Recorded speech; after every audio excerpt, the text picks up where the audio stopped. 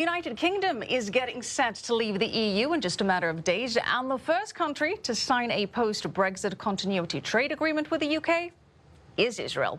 With the goods totaling $4.3 billion, the UK is now Israel's third largest export market behind the US and China.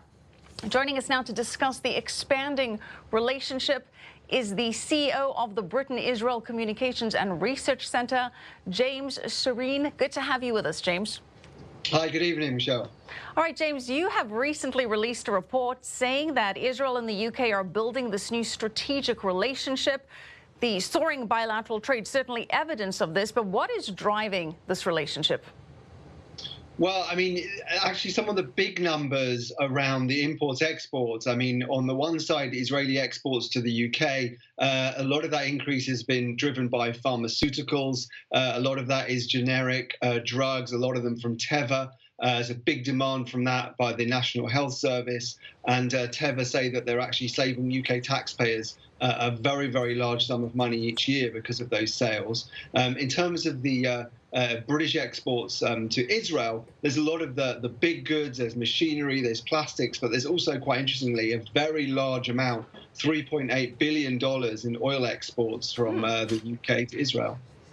So it's certainly a two-way street. You mentioned the NHS, and Prince Charles was just in the Holy Land, his first official visit, and he praised Israel's technological prowess, and he joked that it's Israeli genius that's maintaining the entire structure of the NHS. Well, many a truth is said in jest, James. How important are Israeli healthcare and pharmaceutical innovations to the UK?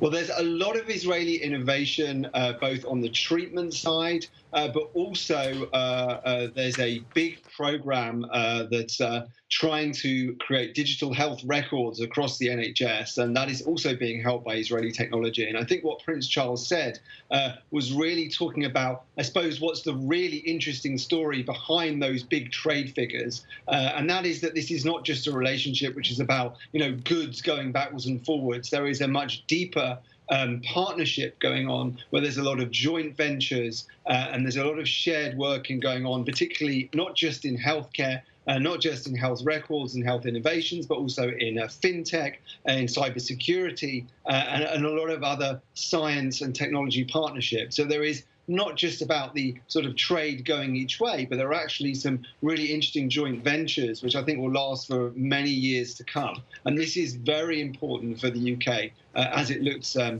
set itself up after leaving the EU. It's looking for new markets, it's looking for innovation, it's looking for an edge. And I think its partnership with Israel is going to be very important for that.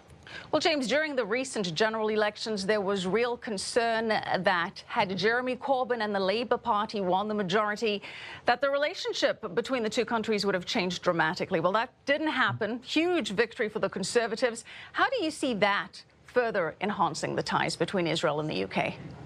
Well, I think we'll see a continuation of what's been happening before. I mean, the Conservatives have been in power since 2010.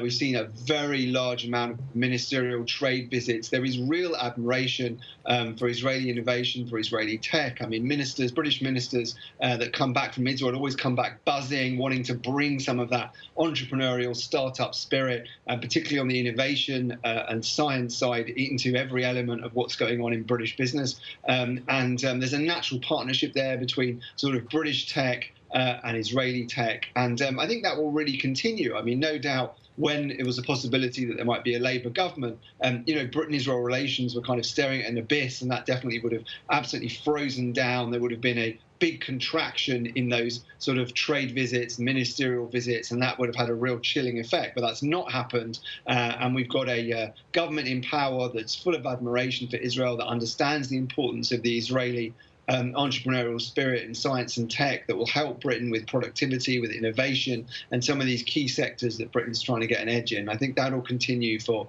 years to come. All right. Thank you so much, James Sorene. Appreciate it. Thank you.